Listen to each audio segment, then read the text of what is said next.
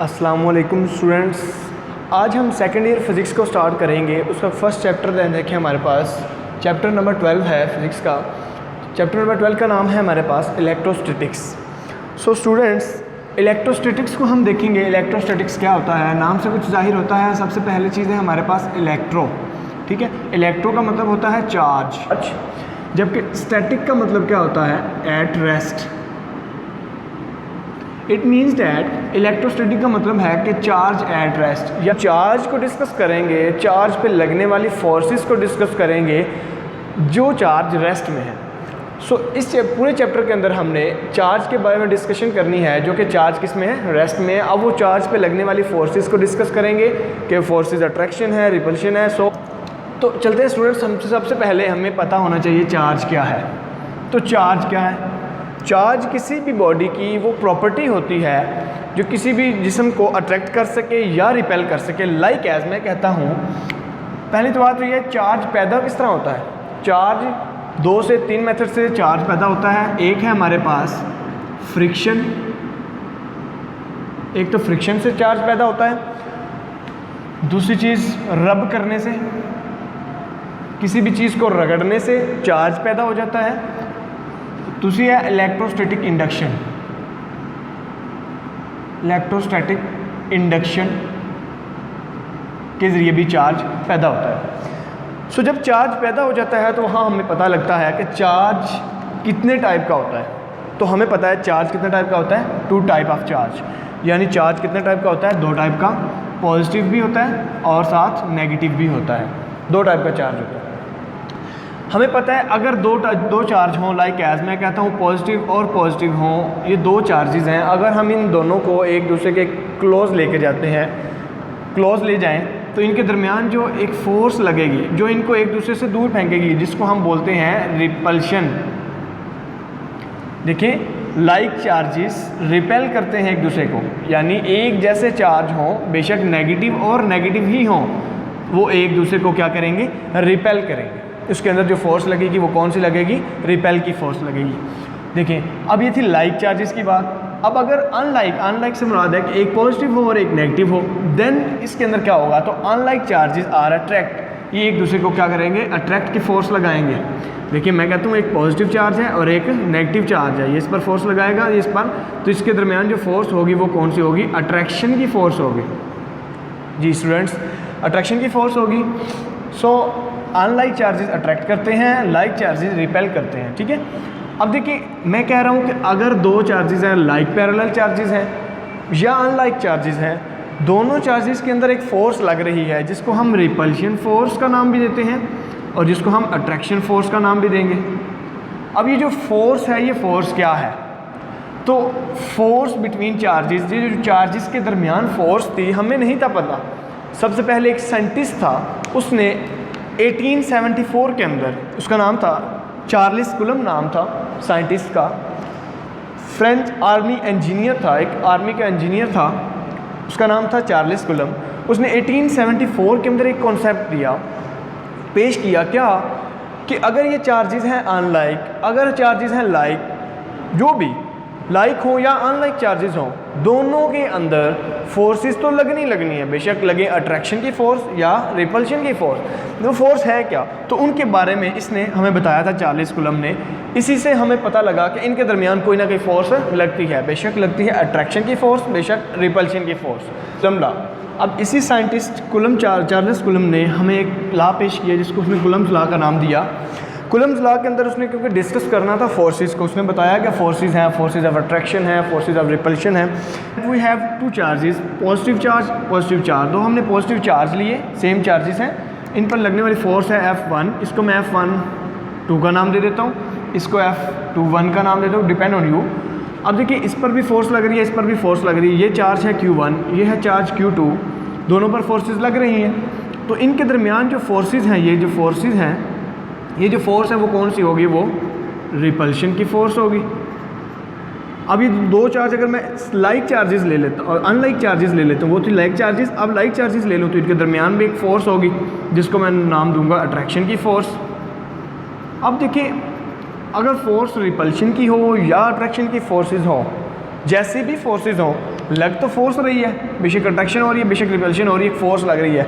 अब उसने ये पेश किया, कहता है जी जो फोर्स लग रही है, बेशक दोनों लाइक चार्जेस हैं या अनलाइक चार्जेस हैं, this force is directly proportional to the product of the two charges. अब ये दो चार्ज हैं, ये Q1 और Q2 के प्रोडक्ट के डायरेक्टली प्रोपोर्शनल होगा। कौन? फोर्स।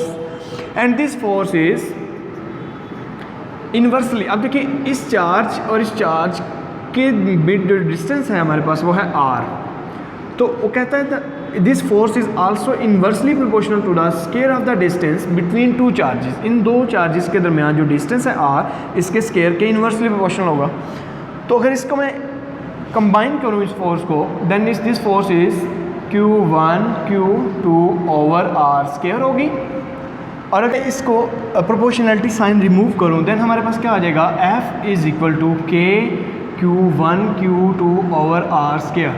हमें पता है F क्या है, एक फोर्स है, charge first charge second charge, and r क्या है, डिस्टेंस बिटवीन टू चार्जेस। अब देखिए K हमें पता है क्या है, प्रोपोर्शनलिटी कांस्टेंट है, कांस्टेंट। अब प्रोपोर्शनलिटी कांस्टेंट इस तरह होता है कि जब हम किसी भी प्रोपोर्शनल साइन को रिमूव करते हैं तो एनी कांस्टेंट क्या आता है, प्रोपोर्शनलिटी कांस्टेंट। अब ये जो K है ये है क्या, अब हम बताएंगे कि इसकी वैल्यू डिफरेंट स्पेस में डिफरेंट होती है। क्या ये इसकी वैल्यू डिपेंड करती है मीडियम पे। मैंने बताया कि यहाँ पर इन दो चार्जेस के बिटवीन जो इस टाइम है वो है फ्री स्पेस, फ्री स्पेस है। तो फ्री स्पेस में K की वैल्यू में फाइंड आउट करने का फार्मूला है 1/4 पाई एप्सिलॉन नॉट। अब हम बताएंगे कि एप्सिलॉन नॉट क्या है, ये होती है प्रिमिटिविटी। प्रिमिटिविटी क्या होती है, अब प्रिमिटिविटी की वैल्यू डिफरेंट स्पेस में डिफरेंट होती है। आप देखिए इस प्रिमिटिविटी की वैल्यू इन फ्री स्पेस, ठीक है, इन फ्री स्पेस के अंदर एप्सिलॉन नॉट की वैल्यू जो होती है वो होती है 8.85 मल्टीप्लाई 10 की रेज -12। अगर मैं इसका यूनिट ऐड अप कर दूं, पर न्यूटन पर स्क्वायर पर कूलम स्क्वायर, ठीक है, कूलम स्क्वायर पर न्यूटन पर मीटर स्क्वायर, ठीक है। ये थी एप्सिलॉन नॉट की वैल्यू इन फ्री स्पेस। अगर हम फ्री स्पेस की वैल्यू इसमें पुट कर देते हैं K के अंदर, तो 1/4 मल्टीप्लाई 3.14 मल्टीप्लाई एप्सिलॉन नॉट की वैल्यू पुट कर देता हूँ 8.85 मल्टीप्लाई 10 की -12 पर न्यूटन पर मीटर स्क्वायर कूलम स्क्वायर। अब इस वैल्यू से मैं अगर K की वैल्यू निकालना चाहूँ तो हमारे पास वैल्यू आ जाएगी 9.9 मल्टीप्लाई 10 की पावर 9 न्यूटन मीटर स्क्वायर पर कूलम स्क्वायर। देखिए कुछ स्टूडेंट्स का ये क्वेश्चन होता है कि अगर हम प्रिमिटिविटी की वैल्यू देखें, प्रिमिटिव ऑफ फ्री स्पेस के अंदर एप्सिलॉन नॉट की वैल्यू है, तो उसका यूनिट देखें क्या है, कूलम स्क्वायर पर न्यूटन पर मीटर स्क्वायर। अब हमने प्रिमिटिविटी की वैल्यू नीचे पुट की है, तो जब ये साइन सारे ऊपर आ जाएंगे तो ये न्यूटन पॉजिटिव हो जाएगा, मीटर भी पॉजिटिव हो जाएगा और कूलम पॉजिटिव था या नेगेटिव हो जाएगा। सो ये थी हमारे पास K की वैल्यू, जिसको हमने प्रोपोर्शनैलिटी कांस्टेंट का नाम दिया। लेकिन इसकी वैल्यू मैंने बता दिया है कि डिफरेंट मीडियम से डिफरेंट चेंज होती जाएगी। इस तरह हमारे पास जो इक्वेशन थी वो बन रही है, अगर हम उसकी कूलम फोर्स निकालना चाहें तो वो बन जाएगी 1/4 pi epsilon not Q1 Q2 over r square. ये हमारे पास कूलम फोर्स एक आ गई है। नेक्स्ट अगर अब हम डिस्कस करते हैं इन वेक्टर फॉर्म, इसको फोर्स को इन वेक्टर फॉर्म लिखना चाहते हैं। जब हम वेक्टर को डिस्कस करेंगे तो दो चीज़ों को, हम एक मैग्नीट्यूड प्लस उसकी डायरेक्शन को बताना भी ज़रूरी है। तो मैं कहता हूँ कि दो चार्ज लेते हैं कोई भी, ये हमारे पास एक चार्ज है Q1 और ये एक चार्ज है Q2। अब देखिए चार्जेस फोर्सेस लगा रहे हैं, इस पर फोर्स लग रही है इन दिस डायरेक्शन।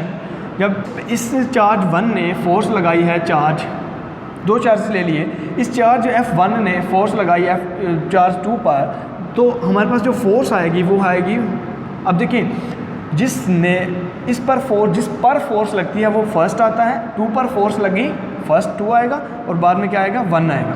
तो इसके लिए अगर मैं फार्मूला निकालूँ 1/4 pi epsilon not Q1 Q2 over r square, तो अब ये थी मैग्नीट्यूड। अब हमने साथ डायरेक्शन को बताना है। डायरेक्शन कौन सी है? डायरेक्शन के लिए इसके देखें हमने यूनिट वेक्टर ड्रॉ करना है। यूनिट वेक्टर जब डायरेक्ट ड्रॉ करते हैं तो देखिए फोर्स 2 1 है तो डेफिनेटली यूनिट वेक्टर भी 2 1 होगा। तो R2 1 ये हमारे पास इसकी डायरेक्शन शो करेगा। तो ये थी फोर्स इन वेक्टर फॉर्म। अब इसकी हमने वेक्टोरियल फॉर्म बता दी है। अब अगर मैं एक और दो चार्जेस लेता हूँ, ये है एक चार्ज और एक चार्ज ये है। अब ये चार्ज इसको मैंने F2 का नाम दिया था ना, Q2 चार्ज, और ये Q1 चार्ज है, इस पर लगने वाली फोर्स F1 है। तो अब ये इस साइड, इस डायरेक्शन में, ऑपोजिट डायरेक्शन में फोर्स लगाएगा इस साइड पे। जब इस साइड पे डायरेक्शन में फोर्स लगाएगा, अब देखिए जिस पर लगनी है वो फर्स्ट आना है, जिस पर लगनी है, इस पर लगनी है तो ये फर्स्ट और ये सेकंड। इसके लिए मैं अगर वेक्टर फॉर्म बनाना चाहूँ 4 पाई एप्सिलॉन नॉट, आगे आएगा Q1 Q2 over R square. अगर इसकी मैं यूनिट वेक्टर निकालना चाहूँ तो देखिए 1 2 यूनिट वेक्टर आ जाएगा, तो मैं यहाँ पर ऐड कर दूँगा यूनिट वेक्टर 1 2। तो ये थी फोर्स की vectorial form when F2 act on F1।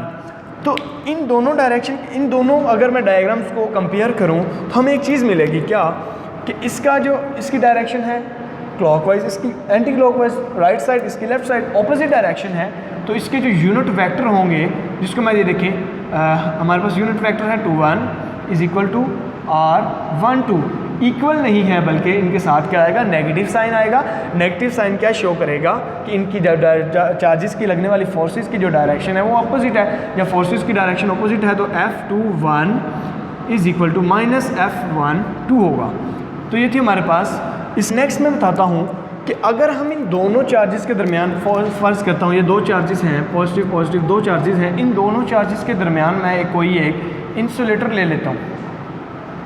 जब हम एक इंसुलेटर डाइलेक्ट्रिक लेंगे देन हमारे पास फोर्स की वैल्यू वो नहीं आएगी, बल्कि देखिए दो चार्जेस है, फॉर एग्जांपल मैं कहता हूँ पॉजिटिव नेगेटिव अट्रैक्ट कर रहे हैं या पॉजिटिव पॉजिटिव ही हैं, ये एक दूसरे को रिपेल कर रहे हैं, एक फोर्स अप्लाई कर रहे हैं, रिपल्शन की फोर्स अप्लाई कर रहे हैं। जब इसके दरमियान एक इंसुलेटर अब फ्री स्पेस थी पहले, तो इसके दरमियान एक रिपल्शन की फोर्स, मैं कहता हूँ जी 10 न्यूटन फोर्स अप्लाई होगा। जब वो कहता है कि इसके अंदर एक इंसुलेटर पड़ा हुआ है डाइलेक्ट्रिक के तौर पर, जब इंसुलेटर पढ़ना है तो 10 न्यूटन फोर्स अप्लाई नहीं कर सकते, तो वो मैं कहता हूँ 8 न्यूटन फोर्स अप्लाई, कम फोर्स अप्लाई करेंगे। ठीक है, तो वो जो फोर्स अप्लाई करेंगे उसको मैं FR का नाम दे देता हूँ। ठीक है, जिसको रिलेटिव फोर्स का नाम दूंगा। ठीक है, तो रिलेटिव फोर्स इक्वल किसके होगा, जो टोटल फोर्स थी उसको मैं एक फैक्टर R रिलेटिव परमिटिविटी के फैक्टर से डिवाइड कर दूंगा, तब हमारे पास रिलेटिव फोर्स आ जाएगी।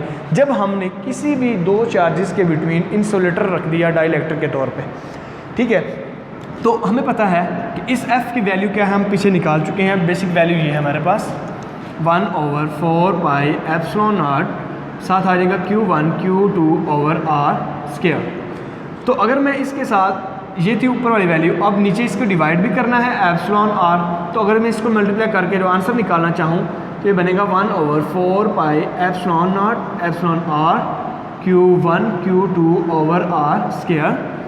तो अगर इसकी पे ना बहुत सारे टेबल्स बने हुए हैं जिनके अंदर हमें इसकी ER की वैल्यूज़ गिवन है, रिलेटिव परमिटिविटी की वैल्यूज़ गिवन है राइट साइड पे। तो उसने कुछ वाटर की वैल्यू बताई है हमें इधर के 1.006 होती है, अप्रोचेस टू 1 के इक्वल होती है, तो ये चेंज नहीं हो सकती है। तो ये था स्टूडेंट्स हमारे पास एक क्वेश्चन कूलम लॉ। जिसको मेरी वीडियो अच्छी लगी तो प्लीज़ लाइक करें, कमेंट करें, शेयर करें और सब्सक्राइब करें। अगर अभी तक आपने सब्सक्राइब नहीं किया तो सब्सक्राइब करके बेल आइकन को प्रेस करें। Thank you.